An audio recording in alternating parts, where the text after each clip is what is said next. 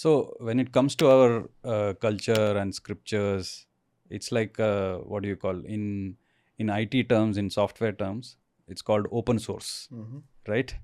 So our scriptures are open source. True. In the true sense, yes. Right? Our epics are also open source. Sure. So Ramayana also is an open source. So in that sense, many people have written so many interpretations, and they have added their own stories to it, right? And it's like pretty much you can do whatever you want with that, right? I have also seen comics which people have done, which is called as the dark Ramayana. Okay, I Yeah, see. yeah, there is. I see. It's called dark Ramayana. So it's pretty much that you can do whatever with it. But I would like you to highlight the stories which are in popular domain. Obviously, people who have watched even the tele-serial, Ramanan Sagar's tele-serial also have a different idea of Ramayana. Right? So the stories that are not part of Ramayana but which has become popular, let's maybe take one or two of them and then say that. Right. Can we do that? Yeah, sure. So now when we speak of the Ramayana, by Ramayana, I'm referring to the critically constituted text of the Ramayana, which has been published by the Oriental Research Institute in Baroda in Gujarat. So what is the critically constituted text in the first place? See, there are many manuscripts of the Ramayana which are attributed to Vālmīki. So among the manuscripts, between the manuscripts, sometimes there are scribal errors. The person who is dictating the manuscript and the person who is writing down, there might be some kind of transmission error between them. And sometimes if it is, for example, from the southern region, the person who is making a copy of the Vālmīki Ramayana, he might have ideas to interpolate there and add certain segments or delete certain segments as per his own tastes, as per his own whatever he thinks is ideal. Right? So therefore, across the manuscripts of the Ramayana itself, there is some kind of variance. At least there is about 70% of convergence between the manuscripts of Ramayana. There is some 30% of divergence between the manuscripts.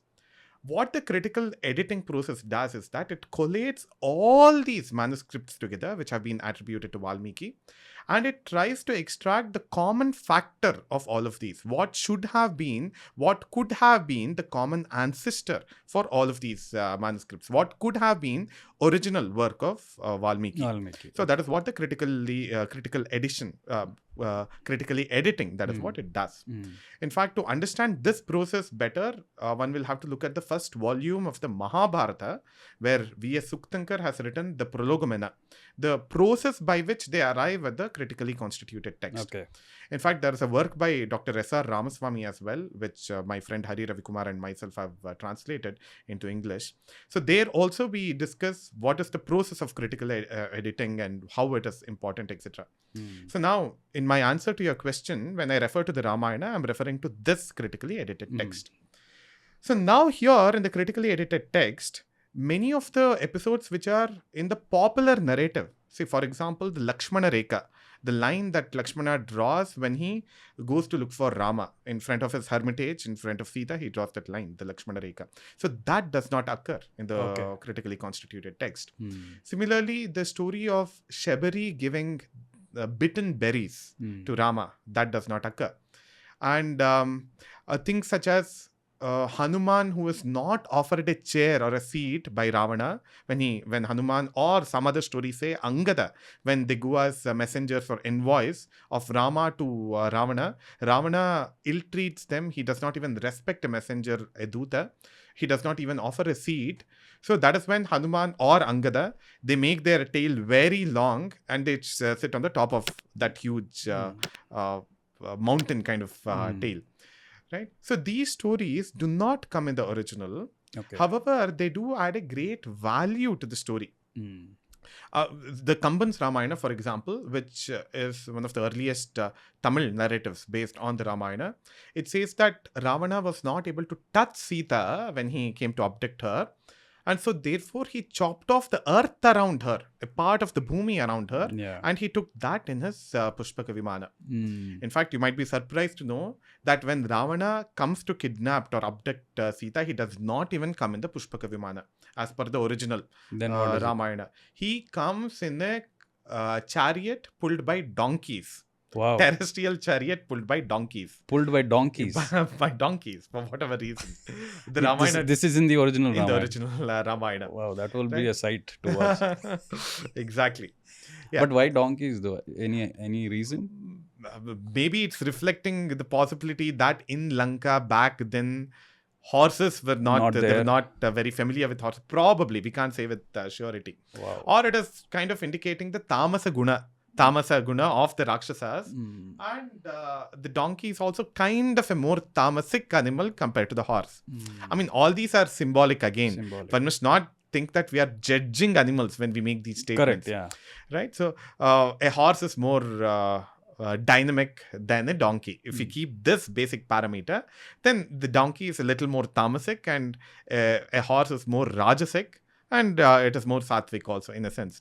See, again, when we talk about symbolism in the Indian epics or the Puranas, etc., the epics, the Puranas, even the Panchatantra for that matter, it is trying to indicate or use these animals and magical elements as metaphors to communicate a value.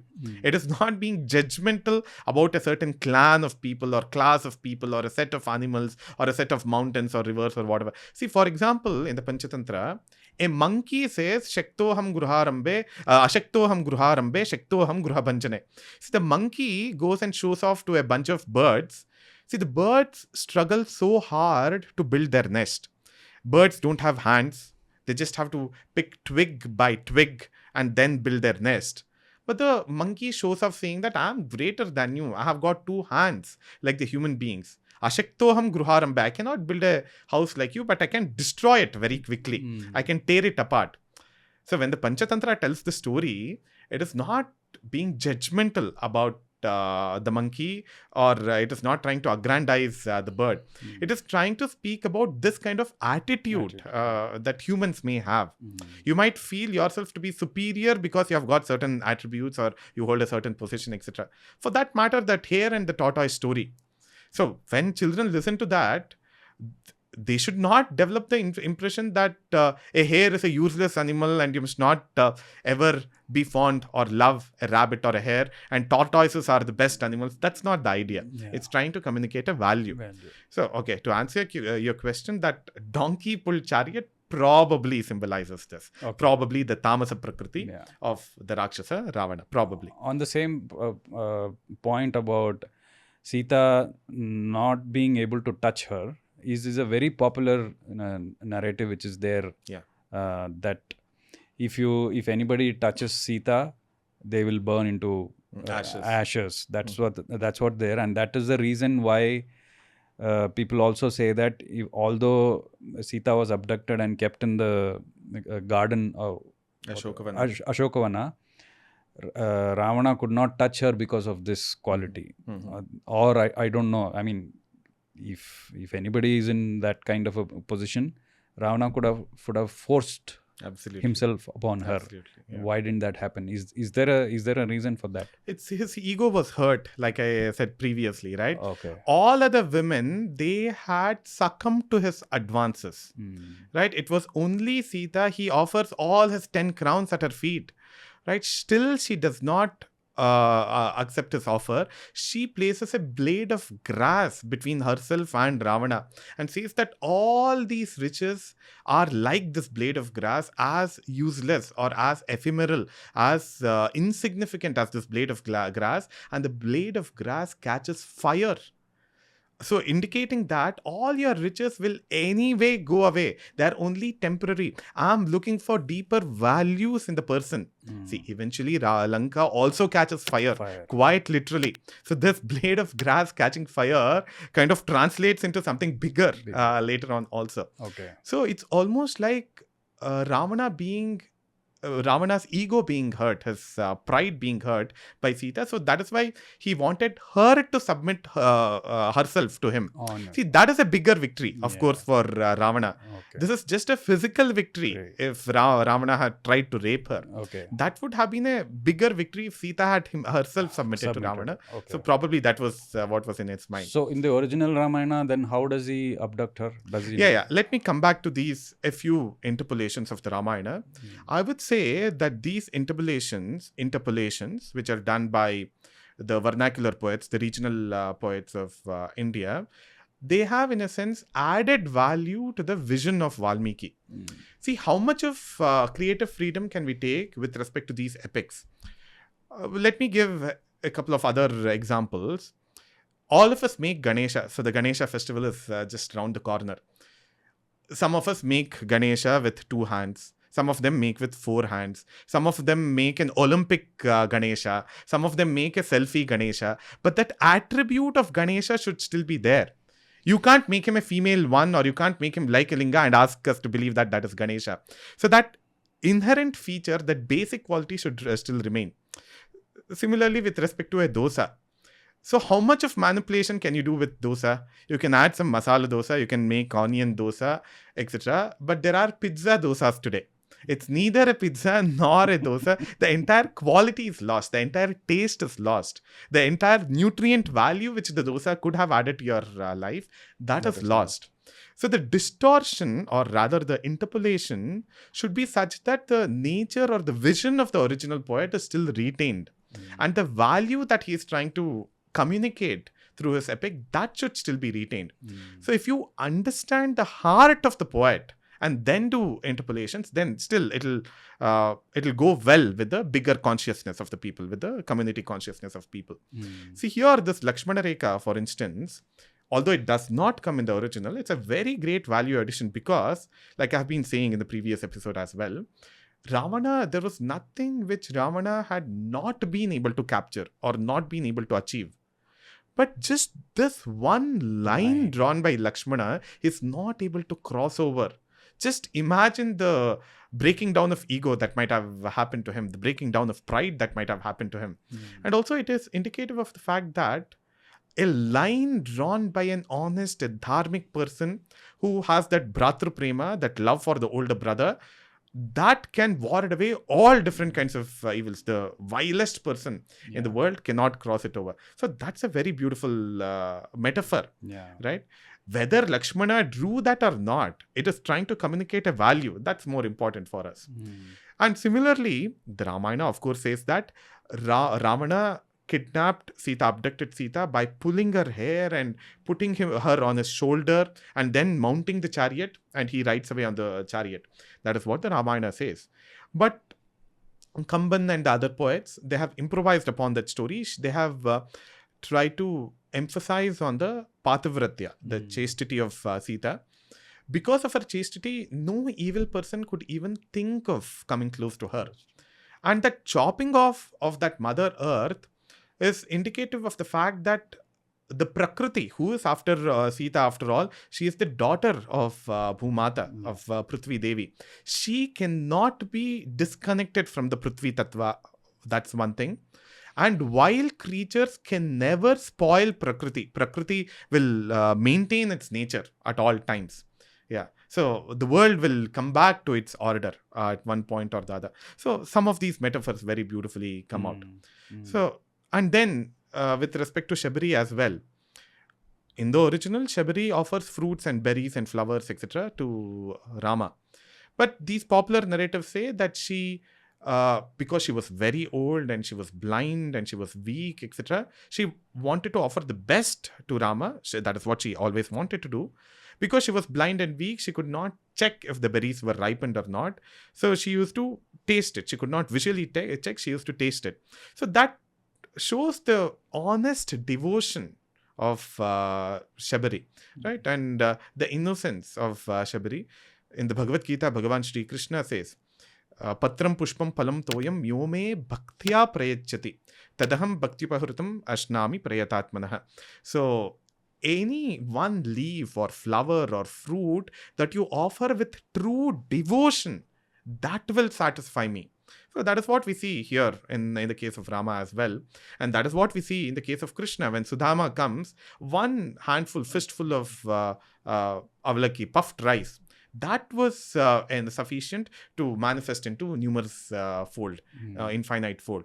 In fact, in connection with this, there's a beautiful interpolation in the Mahabharata. Let me just quickly deviate and come back to show how creative interpolations add value to the character and the situations. So, to give an example of a very interesting interpolation in the Mahabharata, by the way, you might be really surprised to know that in the critical edition of the Mahabharata, when Draupadi's Vastrapaharana is happening, she neither prays to Krishna nor does Krishna come there. In the critical edition. Okay. But that's a very beautiful value addition there. Yes.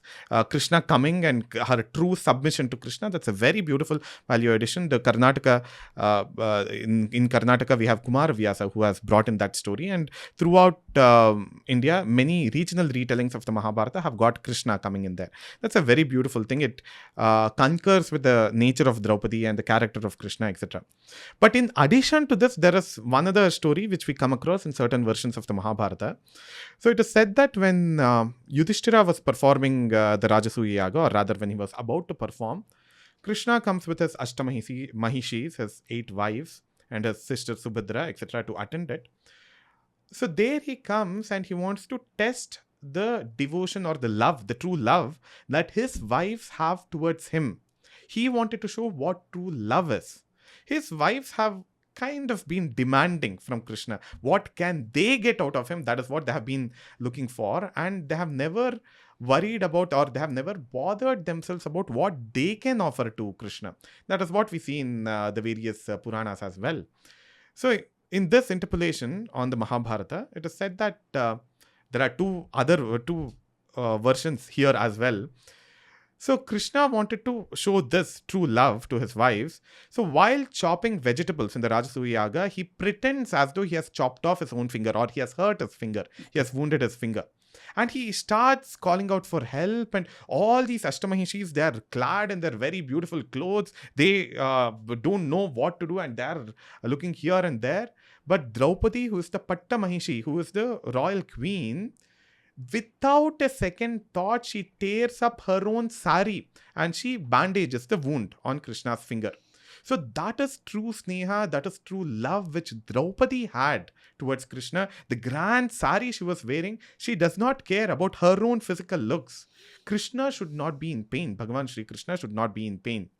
So Krishna says, this small deed of kindness that you have done here, that will manifest infinite fold when the right opportunity comes. Svalpamapyasya dharmasya trayate mahato bhayat.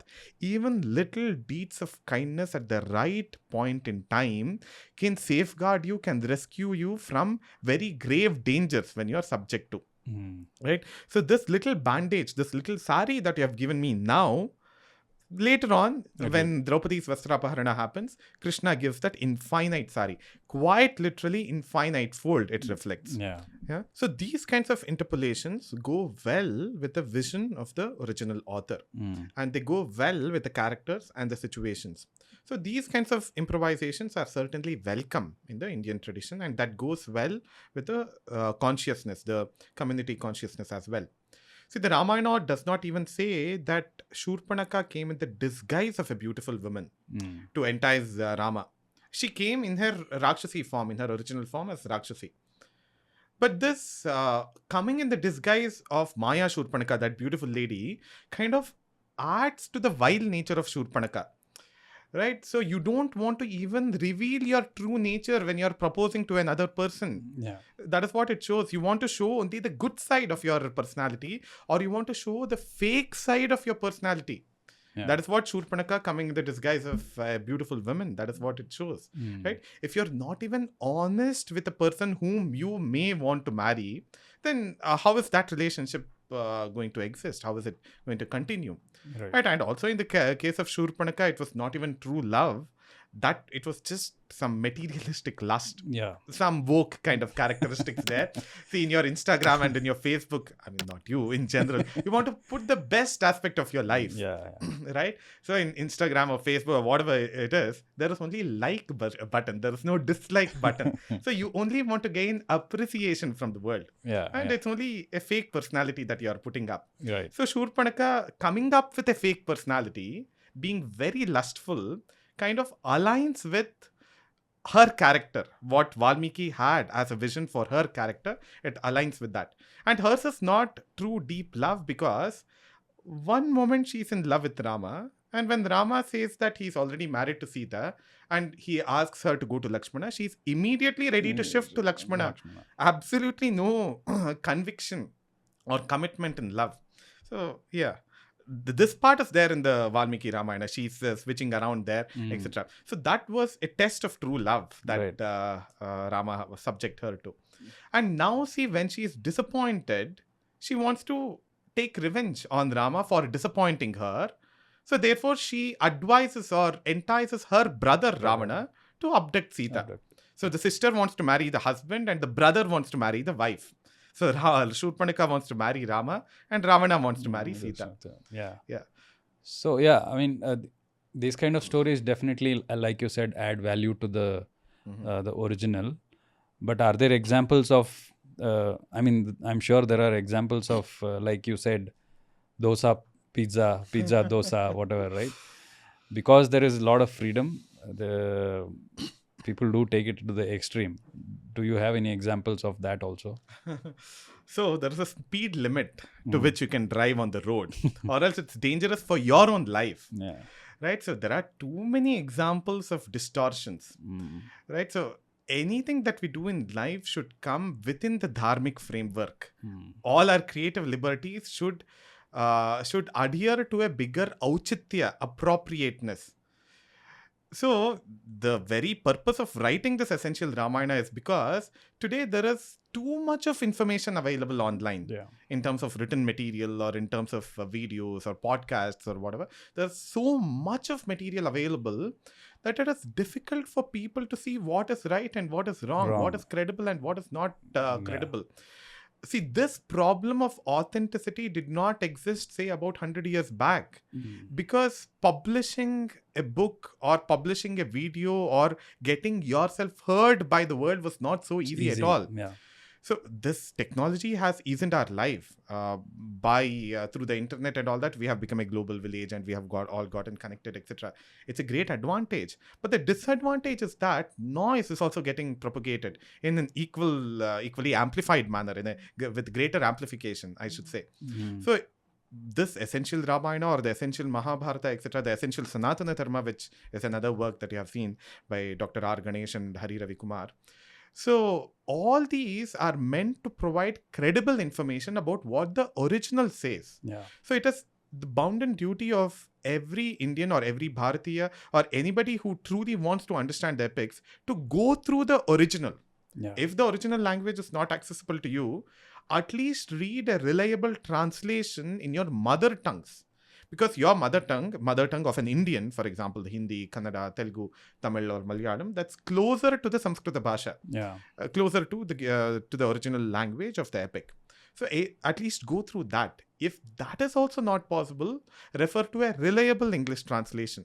So the entire effort by myself and a group of friends that I have is to, first of all, at the first stage, provide credible information true to the originals. See, today, because again, people are behind name, fame, money, like Kaikeyi in some sense, and publishing is easier, they just want to write whatever they want, and it's easier to get name and fame. Just because something is famous does not mean that that thing is credible. But in the olden days, like in the last 30, 40 years ago, the Amar Chitrakatha comics, they were very true to the original, and the illustrations there, they easily captivated the child's heart, and the dialogues also have kind of examined the Mahabharata and the Ramayana against the Sanskrit original. The dialogues are also so true to the original Ramayana and the Mahabharata. They had a true group of scholars, a true team of scholars, and very skilled illustrators who are classically skilled, right? So it's very important, and it's the duty of every citizen of the country, true citizen of the country, to actually understand what the Rishi Parampara has said and be true to the Rishi Parampara, because it's out of realization that this has been put forth. So in that sense, there are many, I mean, I've heard about it, I have not read about it. The versions where Ravana is sort of praised, right? He's a Shiva Bhakta, that one which you said. And the other thing what I mentioned, that he didn't force himself on Sita. That's like treated as a very good trait, right? He's such a... My God, he did not rape Sita. How great he is. How great he is, right? So that Right. also, that version also comes. In the same way, even with Duryodhana, what did he have to do? He, even Bhishma, Drona were favoring Pandavas. He was the only guy. What will he do? That kind of a narrative. That Duryodhana was, what he did, he's what he did. You can't blame him for whatever he did. He was in such a situation. Yeah. So I have a counter question. So you and your brother have a property. You are a support of Duryodhana, right? So give entire property to your brother, right? That is what Duryodhana eventually did. He wanted the entire property. So you be happy. That's quite literally what Dhritarashtra says. Pandavas are happy and comfortable in the forest. Let them live in the forest. My son is happy and comfortable in the kingdom. Let him live in the kingdom. So a person who asks this question will have to counter them with Correct. such a question, I think. Yeah. 1,000 women or more than 1,000 women Ravana had raped. So still he's your hero. So that shows what mentality you are coming from. Yeah. He has hijacked an entire kingdom. So okay, offer your own country, offer your own house to a set of terrorists and stay with them. Right? See, it's not easy to be a terrorist. Yeah. Right? Correct. They have to be very hardworking. They have to take a lot of risks, etc. All these courage and risks and technology that they have possessed, that is acting towards what end at the end of the day? Right. Yeah. It's going towards destruction of the world. Right. Being a Shiva Bhakta is one thing. Like I mentioned in the previous episode, is that true Shiva Bhakti? You go and shake your own Lord's abode and you insult his Vahana, Nandikeshwara, you call him a monkey and all this. So is this your true devotion? You're just showing your physical might there. Devotion is something which comes out of internal journey, not an external show off of skills. Right? So people who aggrandize Ravana, well, there are supporters of terrorists also today. Correct. Yeah. So that is the mentality which is active. The same way people call Aurangzeb a pious person. Absolutely. And Absolutely. Tipu Sultan. Or the Hamas or Osama bin Laden.